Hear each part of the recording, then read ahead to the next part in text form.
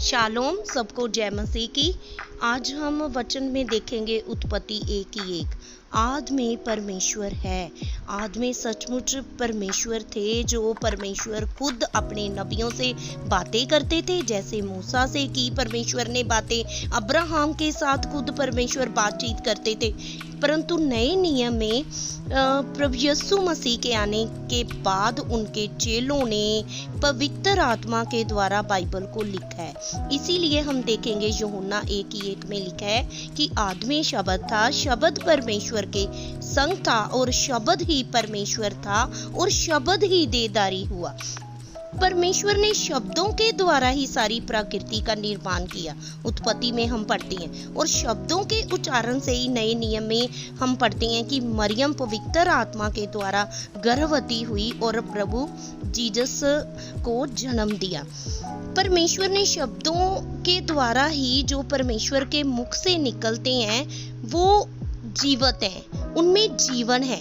Jesus भी जो कहते थे वो सब कुछ पूरा होता था, जैसे मुर्दों को जिंदा करना, तूफान को डांटना, रोगियों को चंगा करना, क्योंकि परमेश्वर के शब्दों में सामर्थ थी। और वही सामर्थ परमेश्वर के मुंह से निकले शब्दों की आज भी वैसे ही कार्य करती है जैसे कई हजार साल पहले करती थी।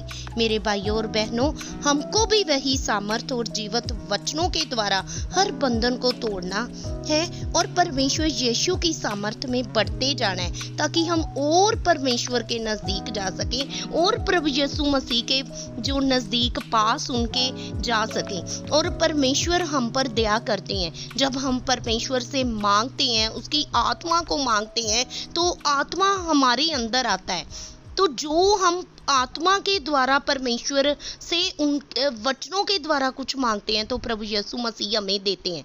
जैसे एग्जाम्पल, बाइबल में लिखे वचन हमको वही अप्लाई करने हैं जिसकी हमें नीड है, जिसकी हमें ज़रूरत है। जैसे एक कोई रोगी है, एक बीमार है, उसके लिए हमने कौन से वचन की घोषणा करनी है उसकी बॉडी पर, उसके लिए हमने ये वचन रिलीज करने हैं कि प्रभु यीशु मसीह के कोड़े खाने से हम लोग चंगे हो चुके हैं और प्रभु यीशु मसीह की जो लहू है वो सब पापों से छुटकारा देता है। और सचमुच जब हम ऐसी प्रे करेंगे, बाइबल में से वर्स ढूंढ के हम उससे रिलेटेड जो हमारी प्रॉब्लम है वही वचन रिलीज करेंगे, तो परमेश्वर 100% कार्य करेंगे। परमेश्वर के वचन जीवित वचन है।